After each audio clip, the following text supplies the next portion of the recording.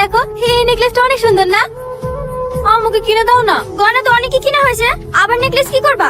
তোমার বাবা তো মান সম্মান বলে কিছুই নাই, তাই তোমাকে খালি হাতে পাঠিয়ে দিয়েছে। সাথী, এসব কি বলছিস তুই? আমি তো ঠিকই বলছি আব্বা, আমি যদি খালি হাতে শ্বশুর বাড়ি যাই তাহলে কি তোমাদের মান সম্মান থাকবে বলো? তুই তো যা ইচ্ছা তাই কর, দয়া করে আর বাড়িতে অশান্তি করিস নি। সাথী, তোর কানে দুলগুলো কই? দেখ ওখানে ড্রয়ারে আছে হয়তো। কানে দুলগুলো তো বেশ সুন্দর লাগছে। সুন্দর লাগছে বলি তুই যেন আবার পরে নিসনি। এমনিতে সাথে তো অনেক দেরি হয়ে গেছে। সাথী, তুই তো হয়তো কমা ফেস ওয়াশ ইউজ করিসনি। কি ফেস ওয়াশ দিয়েছে কই দেখি? কোথায় আছিস? তাড়াতাড়ি একটু আমার ঘরে আয়। কি হয়েছে? এত ইমার্জেন্সি ডাকলে?